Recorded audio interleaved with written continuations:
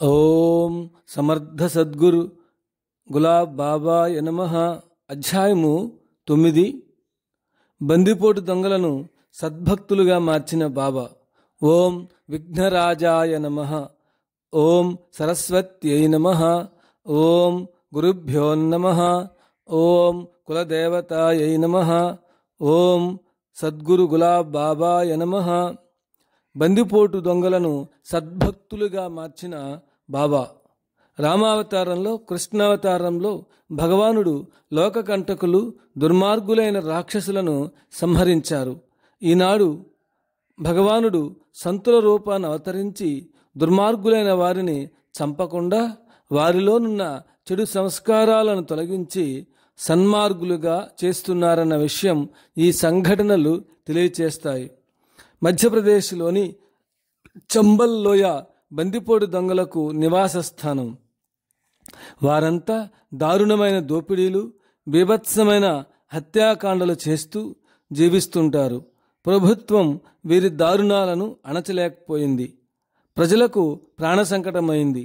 భయోత్పాతులైన ప్రజలు ప్రాణాలు అరచేతుల్లో పెట్టుకొని జీవించేవారు. కొందరు ఇతర ప్రాంతాలకు తరలి వెళ్ళేవారు. మధ్యప్రదేశ్ ప్రభుత్వం ప్రజలు తమకు తామే కాపాడుకునేందుకు తుపాకీ లైసెన్సులు కూడా ఇచ్చింది. బాబా బందిపోటు దొంగలను సన్మార్గంలో పెట్టిన కథ సారాంశం ఇలా ఉంది. ప్రసిద్ధి చెందిన బందిపోటు దొంగలు పదం సింగ్, మాన్ సింగ్, పరమార్ సింగ్, పూలందేవి, పూజా బబ్బా మొదలగు వారు బాబాను శరణుజొచ్చారు.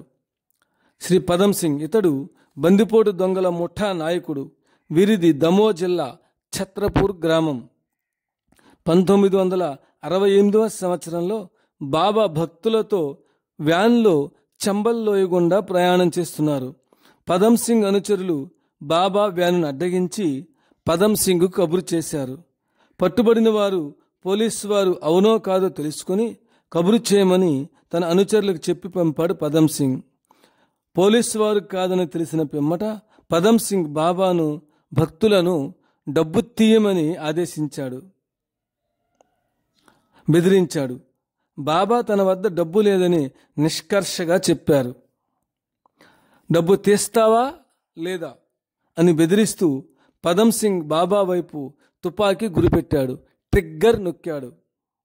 తుపాకులోని గుండ్లు బయటకు రాలేదు. మరొక తుపాకీ తీసుకొని మరలా ట్రిగ్గర్ నొక్కాడు. అది కూడా పని చేయలేదు. శూన్యంలోకి తుపాకీని పేల్చాడు. గుండ్లన్నీ ఒకటి తర్వాత ఒకటిగా దూసుకుని పైకి పోయాయి. అతనికి ఆకాశాన దివ్యమైన కాంతిపుంజాల మధ్య కృష్ణ భగవాను దర్శనమైంది. పదం సింగ్కు కనువిప్పు కలిగి బాబాను మహత్తరమైన దివ్య పురుషునిగా గుర్తించాడు. అనుచరులతో పాటు పదం సింగ్ బాబా పాదపద్మాలను శరణుజొచ్చాడు. బాబా దైవిక శక్తికి అంతా లొంగిపోయారు. బాబా వారికి ఇలా చెప్పారు: మీ క్రూరత్వాలకు, హింసా ప్రవృత్తులకు స్వస్తి చెప్పి రుజుమార్గాన జీవించండి. ప్రభుత్వంచే ఏనాడైనా మీరు శిక్షింపబడతారు. మీ మీద ఆధారపడి ఉన్న మీ భార్యా బిడ్డలను అనాథలుగా చేయకండి. పశ్చాత్తాపమే మీ పాపాలకు సరైన పరిహార మార్గమని, భక్తి కలిగి జీవించమని బాబా వారికి హితోపదేశం చేశారు. పూజా బబ్బా పేరు మోసిన మరొక బందిపోటు దొంగ మధ్యప్రదేశ్ ప్రభుత్వాన్ని గడగడలాడించాడు. అతడు ఆనాటి మధ్యప్రదేశ్ ముఖ్యమంత్రి అర్జున్ సింగ్కు బెదిరింపు లేఖలా రాశాడు: నేను ప్రభుత్వానికి లొంగాలంటే నాకు హెలికాప్టర్ పంపండి. అర్జున్ సింగ్ గత్యంతరం లేక పూజా బబ్బాకు హెలికాప్టర్ పంపాడు. బాబా ఆజ్ఞ మేరకు ప్రభుత్వానికి లొంగిపోయాడు. బందిపోటు దొంగలు తమ జీవన విధానాన్ని, ఆలోచన పద్ధతి మార్చుకున్నారు. ఇదంతా బాబా సత్సంగ ప్రభావం అని చెప్తారు. పూజా బబ్బా సాగర్, హీరాపూర్లకు వచ్చి బాబాను దర్శించాడు. బాబా బందిపోటు దొంగలకు గులాబీ రంగు చొక్కాలు కప్పి వారిని సద్భక్తులుగా మార్చారు. ఒంగోలు వాస్తవ్యులు పొత్తూరి గోపాలరావు, శ్రీ పొత్తూరి వీరాస్వామి, చిరంజీవి పబ్బిశెట్టి హరిబాబు మొదలగు వారితో నేను అంటే రచయిత 1993లో కాటేలులో బాబా దర్శనానికి వచ్చిన బందిపోటు దొంగలను చూచాను. పదం సింగ్ మాతో తన అనుభవాల్ని వివరించి చెప్పాడు. బందిపోటు దొంగలను సన్మార్గులుగా మార్చినందులకు చంబల్ లోయలోని ప్రజలందరూ తమ కృతజ్ఞతలు బాబాకు తెలియపరిచేందులకు తుపాకులతో ఆహ్వానిస్తుంటారు. ఇక్కడ మనం గమనించవలసిన విషయం ఒకటి ఉన్నది. ఆధ్యాత్మిక శక్తి అన్ని శక్తుల కన్నా మిన్నైనది. ఈ శక్తి ప్రకృతిలో పనిచేసే దౌర్జన్యపూరిత శక్తులపై విజయమును సాధించగలదనే విషయాన్ని పై సంఘటనలు రుజువు చేస్తున్నది. అందుకనే బాబాను ఓం దమనాయ నమః అని ప్రార్థించాలి. అంటే మానవుల హృదయాలలో చెలరేగే దుష్ట భావాలను, దుర్మార్గత్వాన్ని సమూలంగా నాశనం చేయువాడు. గోపాల గోపాల దేవకి నందన గోపాల గులాబు బాబా గోపాల. అధ్యాయం 10 సంతాన ప్రదాత. ఓం విఘ్నరాజాయ నమః. ఓం సరస్వత్యై నమః. ఓం గురుభ్యో నమః. ఓం కులదేవతాయై నమః. ఓం సద్గురు గులాబ్ బాబాయ నమః. సద్గురువు కల్పవృక్షము, చింతామణి, కామధేనువుల కంటే గొప్పవాడని శ్రీ గురుచరిత్ర చెబుతుంది. సద్గురువు కూడా తన భక్తుల అర్హతలను బట్టి, కర్మ పరిపాకమును బట్టి కోరికలు నెరవేరుస్తుంటారు. మనము కోరిందల్లా ఇవ్వలేదని వాపోవుట తగదు. ఈ అధ్యాయంలో శ్రీ సంత్ గులాబ్ బాబా సంతానం లేని వారికి సంతానము ప్రసాదించిన సంఘటనలు కొన్ని ఉదహరిస్తున్నాను. శ్రీ దినకర్ యశ్వంత్ మహారాష్ట్రలోని అమరావతి వాస్తవ్యుడు. ఏకైక సంతానమైన ఆయన కుమారుడు 1955లో మరణించాడు. మరలా అతనికి బిడ్డలు కలుగలేదు. వీరు 1966 సంవత్సరంలో బాబాను దర్శించి వారి ఆశీస్సులు పొందారు. 1967 సంవత్సరంలో సద్గురువు గాడ్గే బాబా వర్ధంతికి బాబా అమరావతికి వచ్చారు. స్వయంగా అతను తన కోరికను చెప్పకపోయినా బాబా తన మెడలోని గులాబీ పులహారం నుండి ఒక గులాబీ పువ్వు తీసి యశ్వంత్కు ప్రసాదంగా ఇచ్చారు. అతనికి ఆ సంవత్సరమే కుమారుడు కలిగాడు.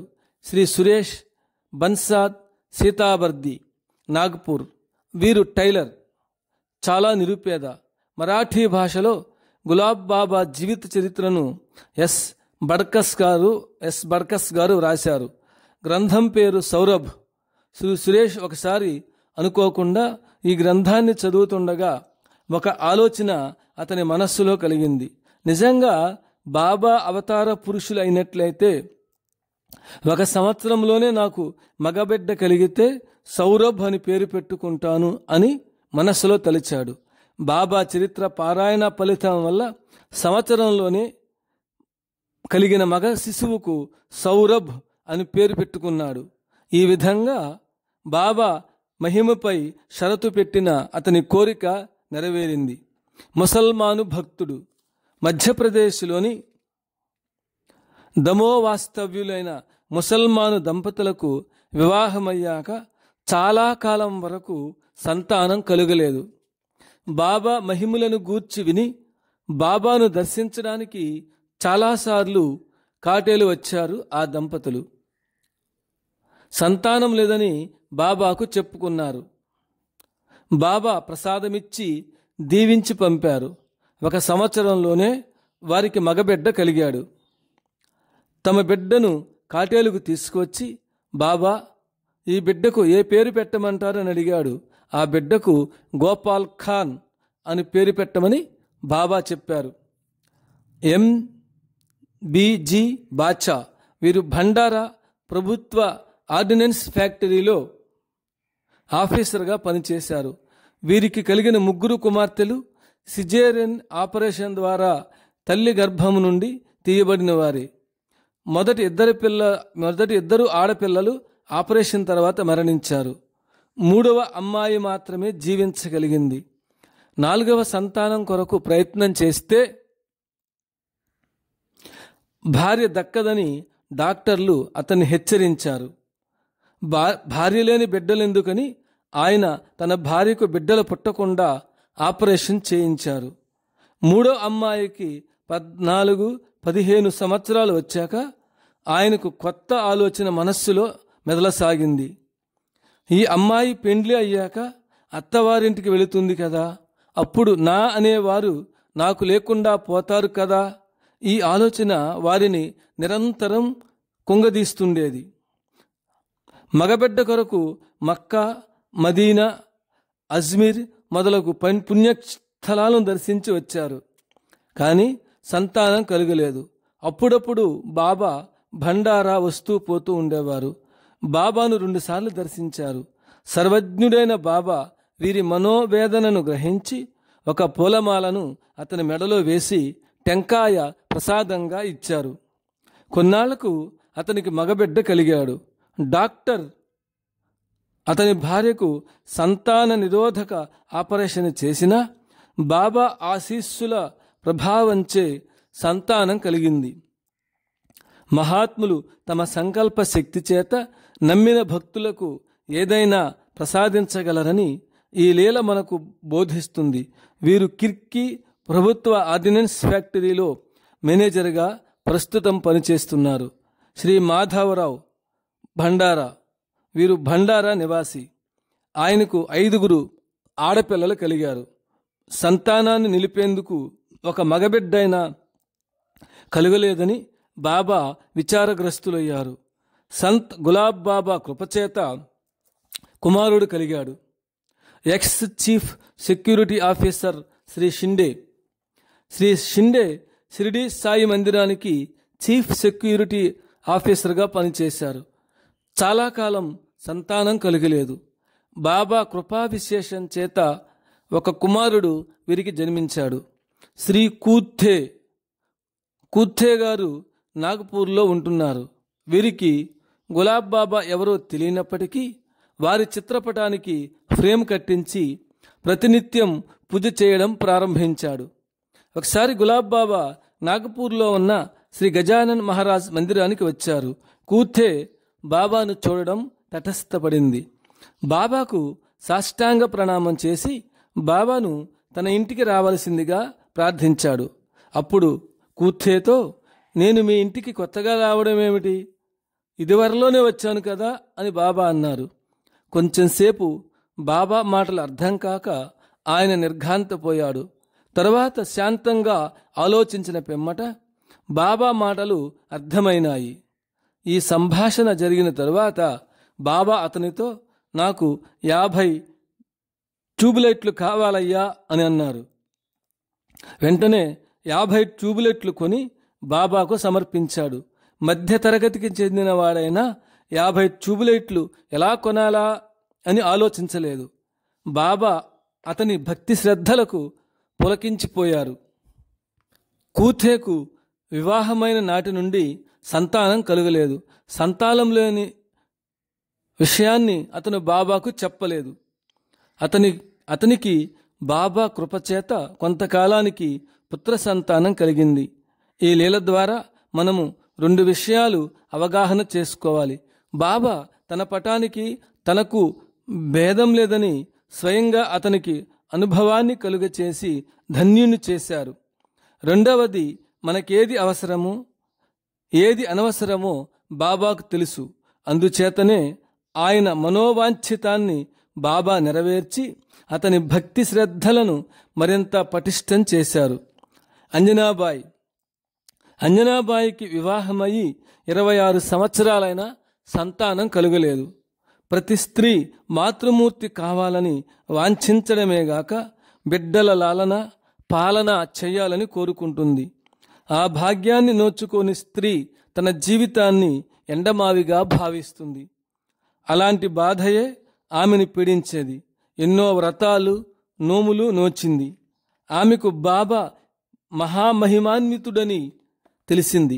ఒకరోజు భార్యాభర్తలిద్దరూ బాబాను దర్శించారు. పట్టు విడవక వారిని అనన్యంగా రాత్రింబవళ్ళు సేవించారు. సద్గురువుకు పగ్గాలు అప్పగించిన తర్వాత చింతకు తావే లేదన్నట్లుగా ఆమె కోరిక నెరవేరింది. ఆమెకు ఒక కుమార్తె కలిగింది. భార్యాభర్తలిద్దరూ ఆనంద బాష్పాలతో బాబాకు కృతజ్ఞతలు తెలియచేశారు. విమలాదేవి, శ్రీమతి విమలాదేవి విలాని గ్రామ వాస్తవ్యురాలు. కులం కమ్మరి. సంతానాపేక్షతో ఎన్నో నోములు నోచింది. ఎన్నో పుణ్యవ్రతాలు చేసింది. కొలవని దేవత, మొక్కని దేవుడు లేడు. అన్ని పుణ్యక్షేత్రాలు భర్తతో పాటు దర్శించింది. అప్పటికే ఆమెకు 48 సంవత్సరాల వయసు దాటి ముట్లుడిగాయి. ఒకసారి తన బంధువుల ద్వారా సంత్ గులాబ్ బాబా మహా అవతార పురుషులని తెలుసుకుంది. అదే ఆఖరిసారి అనుకుని ఆమె భర్తతో పాటు కాటేలులో ఉన్న బాబాను దర్శించి నిస్సంతువునని బాబాకు చెప్పుకుంది. పుత్రభిక్ష పెట్టమని ప్రాధేయపడి చీరకొంగు పట్టింది.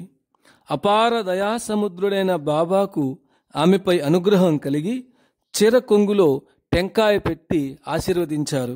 1 సంవత్సర కాలంలో ఆమెకు పుత్ర సంతానం కలిగింది. సహజంగా ప్రతి స్త్రీకి 48-50 సంవత్సరాలు దాటాక ఋతుక్రమం ఆగిపోతుంది. ఈ సత్యాన్ని నేటి ఆధునిక విజ్ఞానము అంగీకరించిన విషయం. ప్రపంచంలో అటువంటి వారికి ఏ శక్తి సంతానము ప్రసాదించలేదు. అట్టివారికి సద్గురు సంకల్ప ప్రభావం వల్ల సంతానం కలుగుతుందనే విషయం ఈ సంఘటన తెలియచేస్తుంది. సక్కుబాయి, దెగలూరు, కర్ణాటక రాష్ట్రం.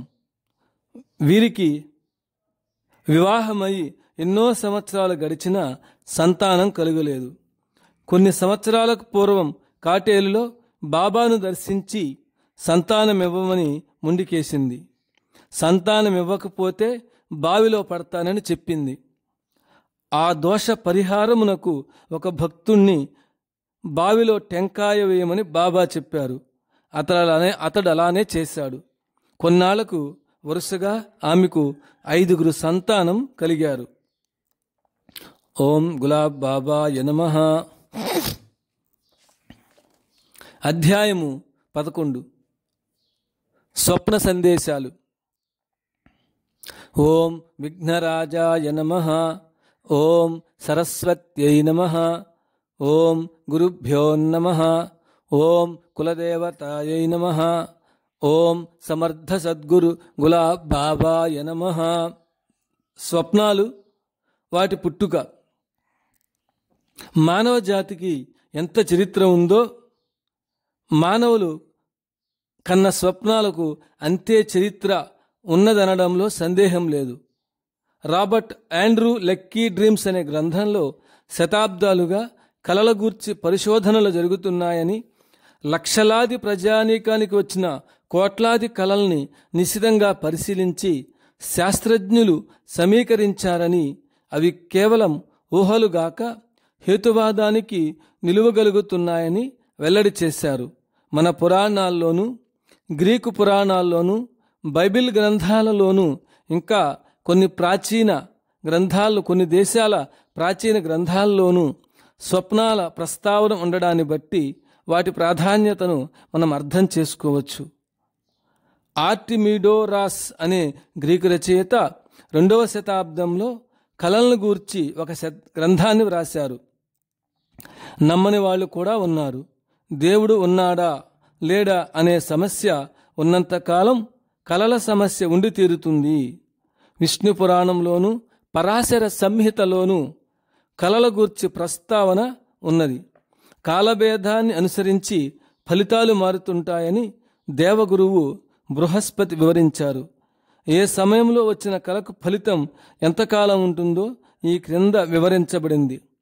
మొదటి జాము 1 సంవత్సరం, 2వ జాము 8 నెలలు, 3వ జాము 3 నెలలు, 4వ జాము 1 నెల, అరుణోదయ సమయం 10 రోజులు, పశువుల్ని తోలే కాలం వెంటనే.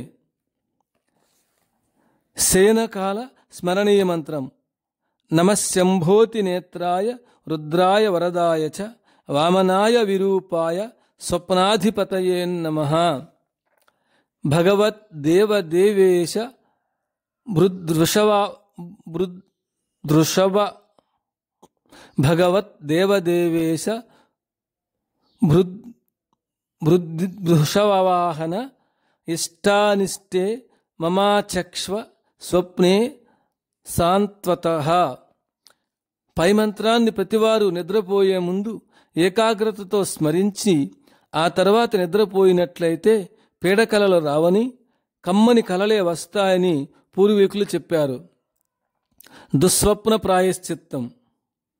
మనకు నిద్రలో ఏదైనా దుస్వప్నము లేదా పీడకల వచ్చినప్పుడు ఎవరికీ ఆ కలను వినిపించరాదని ప్రాతకాలాన్నే స్నానమాచరించి బంగారము, నువ్వులు, ఇనుము దానం చేస్తే సరిపోతుందని పెద్దలే చెప్పారు. లేదా విష్ణు సహస్రనామం వంటి స్తోత్రము పఠించాలని, రాత్రంతా విష్ణు మందిరంలో జాగరణ చేయాలని, ఈ విధంగా 3 రోజులు చేస్తే దోష పరిహారం జరుగుతుందని పురాణాల్లో ప్రాయశ్చిత్త మార్గము వివరించబడింది. వాత, పిత్త, శ్లేష్మ ప్రకోపాల వల్ల కలిగే దుస్వప్నాలు లెక్కకు తీసుకోరాదు. సద్గురువు మహాత్ములు కలల్లో కనిపిస్తే సుఖ సంతోషాలు కలుగుటయే కాక పుష్కలంగా శాంతి, మనస్సుకు ఆహ్లాదము లభిస్తాయి. వారితో కలిసిమెలిసి తిరుగుతున్నట్లు కలగంటే కష్టాలు కర్పూరంలాగా కరిగిపోగలవు. మహాత్ములు బాధపడుతున్నట్లు కనపడితే శుభదాయకం అవుతుంది. అంతేగాక సద్గురు మహాత్ములిచ్చే స్వప్న సందేశాలు 100కి 100 పాళ్ళు నిజమవుతాయని మహాత్ముల జీవిత చరిత్రలు నిరూపిస్తున్నాయి.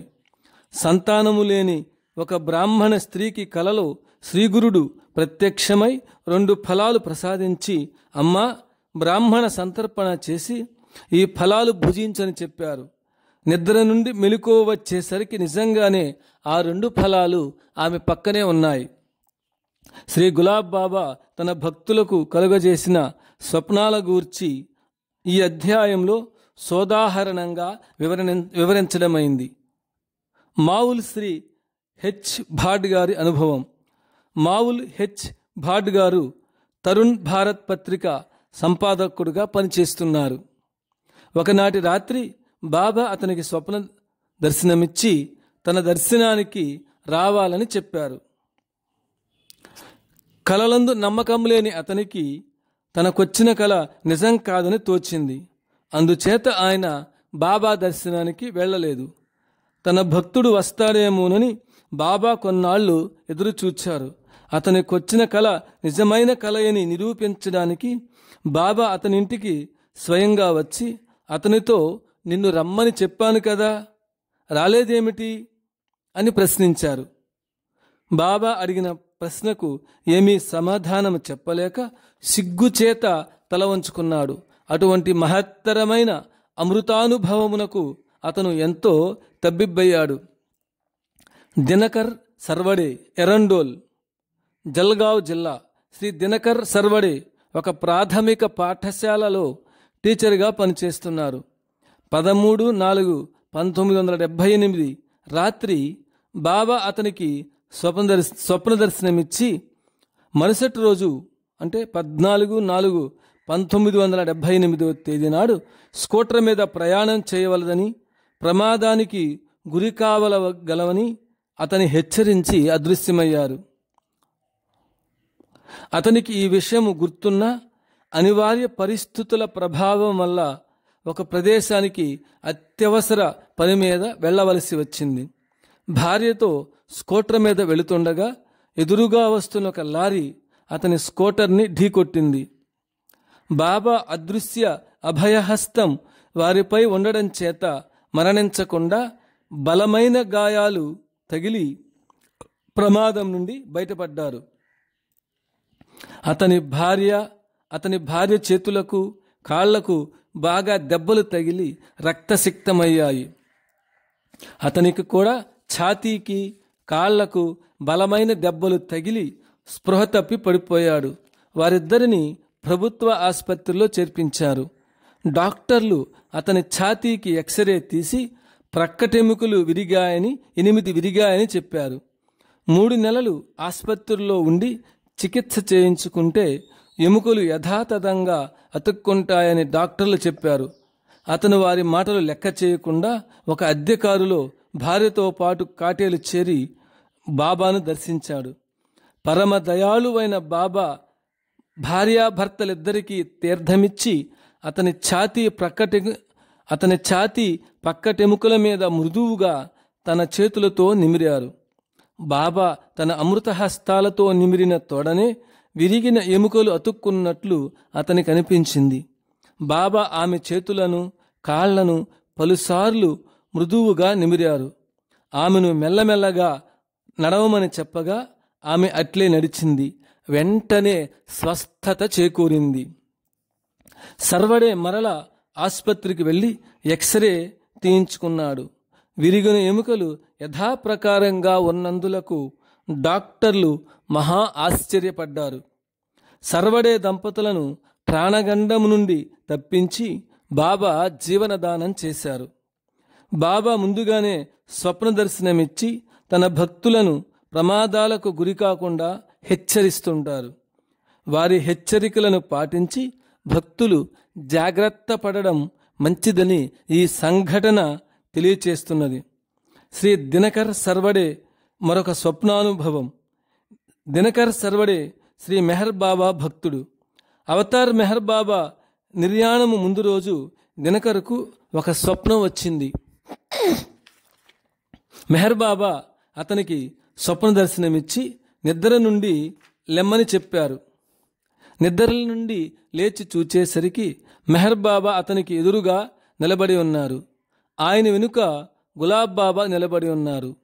చాలా సంవత్సరాల నుండి మౌనవ్రతాన్ని పాటిస్తున్న మెహర్ బాబా తన మౌనవ్రతాన్ని విడి తన దగ్గరకొచ్చి మాట్లాడుతున్నందులకు దినకర్కు అంతులేని ఆశ్చర్యం కలిగి బాబాను ఇలా ప్రశ్నించాడు. బాబా, మీరు మౌనవ్రతాన్ని వదిలి నా దగ్గరకు ఎలా రాగలిగారు?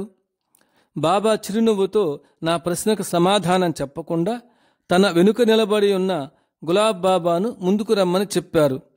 గులాబ్ బాబా ముందుకు వచ్చి నిలబడ్డారు. మెహర్ బాబా గారు గులాబ్ బాబాను చూపిస్తూ మా ఇద్దరికి ఏదైనా భేదమున్నదా అని ప్రశ్నించారు.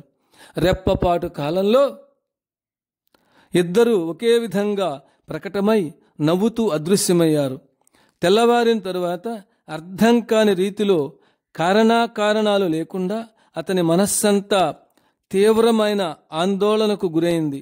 మరుసటి రోజు మెహర్ బాబా నిర్యాణ వార్త దినపత్రికల్లో చూడగానే తనకు తెలియకుండా పడిన మానసిక వ్యధకు కారణం గ్రహించాడు.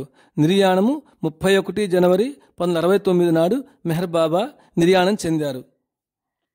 ఈ సంఘటన జరిగిన 2 ఏళ్లకు గులాబ్ బాబా ఎరండోల్ రాగా సర్వడే బాబాను తన ఇంటికి ఆహ్వానించారు.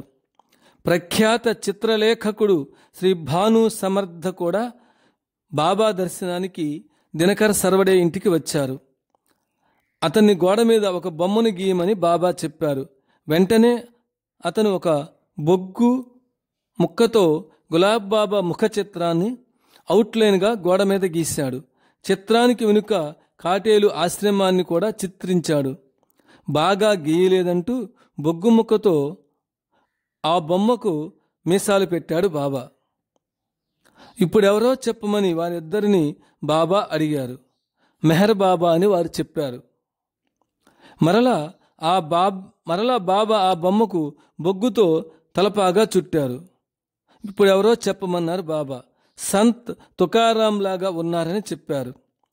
ఈ మాటలు వారు అంటుండగా పొట్ట చెక్కలయ్యేటట్లు బాబా నవ్వడం ప్రారంభించారు. దీన్ని బట్టి దినకర్కు మొదట కలిగిన స్వప్నానుభవము, చిత్రం ద్వారా కలిగిన 2వ అనుభవము నిజానుభవములుగా నిరూపించబడ్డాయి.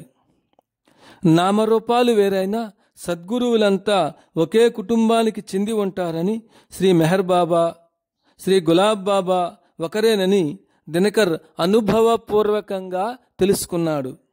అంతేగాక తన నిర్యాణానంతరం అతన్ని సకల సాధుస్వరూపులైన శ్రీ గులాబ్ బాబాను ఆశ్రయించమని మెహర్ బాబా తన భక్తునికి స్వప్నం ద్వారా తెలియచేశారు.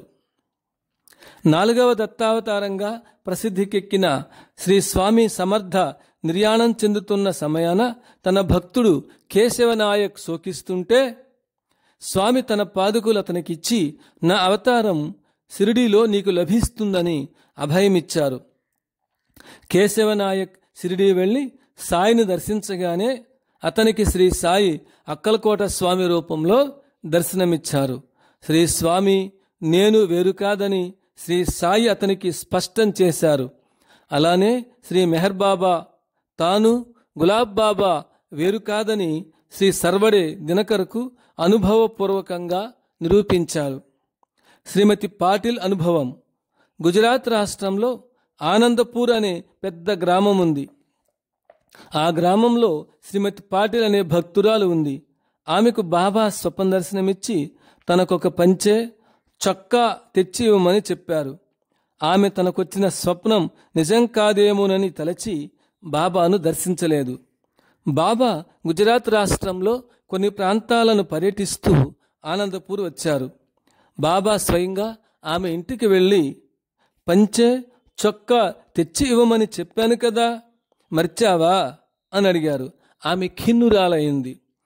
బాబా స్వప్న సందేశము కాకతాళీయకం కాదని అనుభవపూర్వకంగా తెలుసుకుంది. బాబాకు పంచె చొక్కా సమర్పించి సముచిత రీతిన సత్కరించింది. శ్రీమతి భారతి వి మహత్రే. గులాబ్ బాబా దర్బార్, ఘాట్ కోపర్.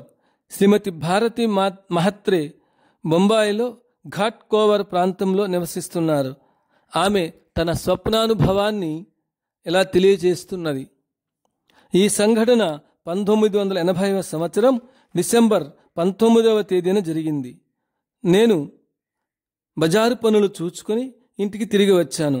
శ్రీ గులాబ్ బాబా బొంబాయి వచ్చి ములందులో ఉన్నారని మా అమ్మ నాకు తెలియచేసింది.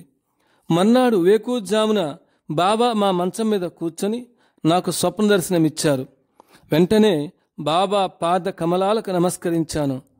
త్వరలో అభివృద్ధిలోకి రాగలనని బాబా నన్ను దీవించారు. అప్పుడు బాబా కాలికి కట్టుకట్టి ఉండడం చూశాను.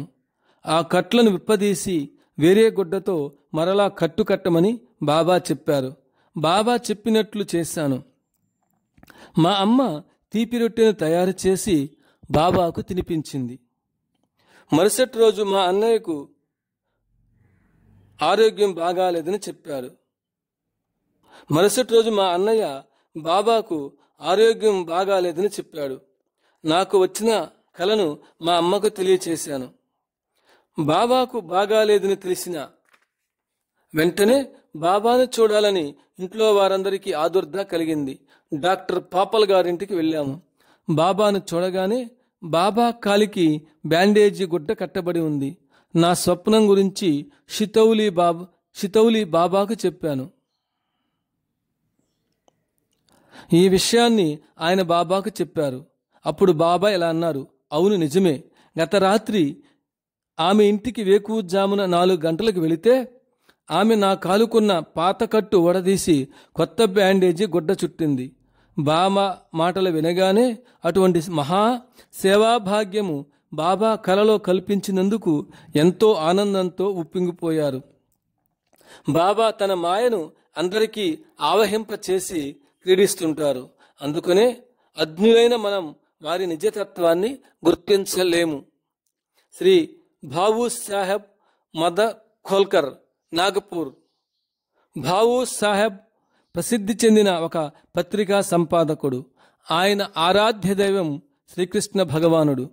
గులాబ్ బాబా ఎవరో ఎక్కడుంటారో అతనికి తెలియకపోయినా బాబా ఒకరోజు అతనికి స్వప్నదర్శనమిచ్చేలా అన్నారు, నేను గులాబ్ బాబాను, నా దర్శనానికి రావలసిందని ఎరుకపరిచి అదృశ్యులయ్యారు. గులాబ్ బాబా గురించి వివరాలు తెలుసుకుని తన స్నేహితుడైన శ్రీధర్తో కలిసి నాయక్ రోడ్లో ఉన్న గులాబ్ బాబా దర్బారుకు విచ్చేశాడు. 65 సంవత్సరాల వయస్సులో తనకు కలిగిన స్వప్నానుభవాన్ని రాజహంస మాతకు తెలియచేశాడు ఈయన. ఆ సమయంలో బాబా నాగపూర్లో లేరు. ఇతర ప్రాంతాల్లో పర్యటన చేస్తున్నారు. ఈ విషయం తెలిసిన నిస్పృహతో ఇంటికి తిరిగి వెళ్ళాడు. బాబా తన పర్యటన ముగించుకొని రాజహంస మాత దగ్గరకు వచ్చి, నేను ఆ పత్రికా సంపాదకుని ఇంటికి వెళ్ళి వస్తున్నాను అని అన్నారు. భావు సాహెబ్ చెప్పిన మాటలు, బాబా చెప్పిన మాటలు ఒకే రీతిగా ఉన్నందువలన ఆమె నిర్ఘాంతపోయింది. మర్నాడు బాబా నాగపూర్కు వచ్చిన సంగతి తెలుసుకొని భావు సాహెబ్ బాబాను దర్శించి ఆశీస్సులు పొందాడు. బాబా తన భక్తులను ఎప్పుడు తన చెంతకు పిలిపించుకుంటారో ఆయనకే ఎరుక.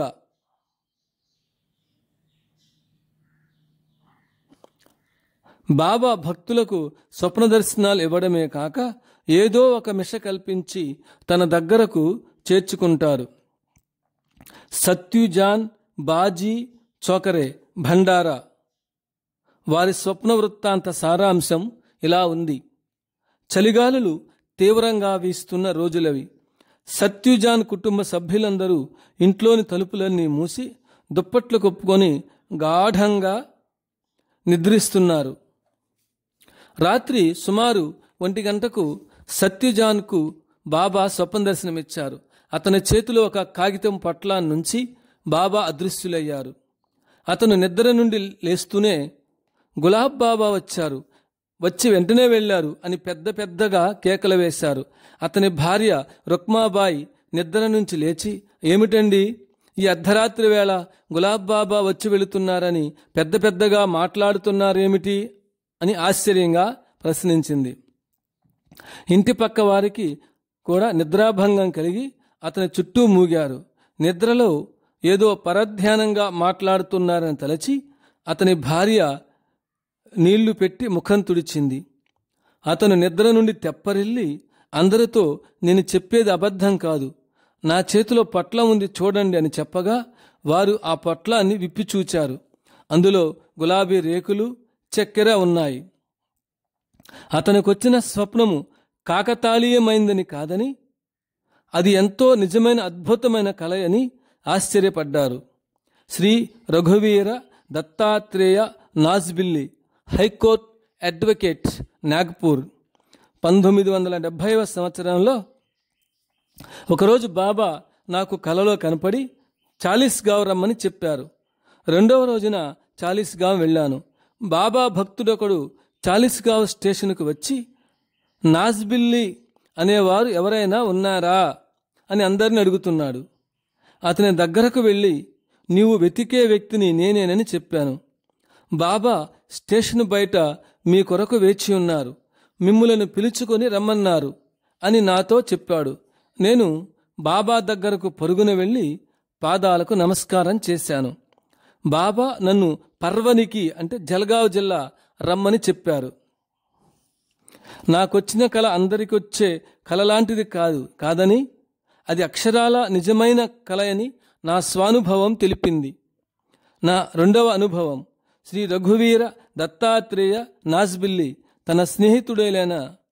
తన స్నేహితుడైన బడ్కస్తో కలిసి 1992వ సంవత్సరం గురు పూర్ణిమ నాడు నాగ్పూర్ వార్ధా రోడ్డులో ఉన్న సాయిబాబా మందిరంలో పూజలు చేయించాడు. ఆనాటి రాత్రి నాజ్బిల్లికి స్వప్నంలో సాయిబాబా విగ్రహస్థానంలో గులాబ్ బాబా ప్రకటమయ్యారు. బాబా విగ్రహానికి గులాబీ రంగు శాలువా కప్పి ఉంది. మరోరోజు మందిర పూజారిని రాత్రి సాయిబాబా విగ్రహానికి ఏ రంగు శాలువా కప్పారని నాజ్బిల్లి అడగ్గా గులాబీ రంగు శాలువా అని పూజారి చెప్పారు. గులాబ్ బాబా సకల సాధు స్వరూపుడని గ్రహించాడు నాజ్బిల్లి. శ్రీమతి దమయంతి అనుభవం. వీరి వివాహం పంజాబ్ రావు ఛోరేతో 1960 మే నెల 2వ తేదీన జరిగింది. ఆమె కృష్ణ భక్తురాలు.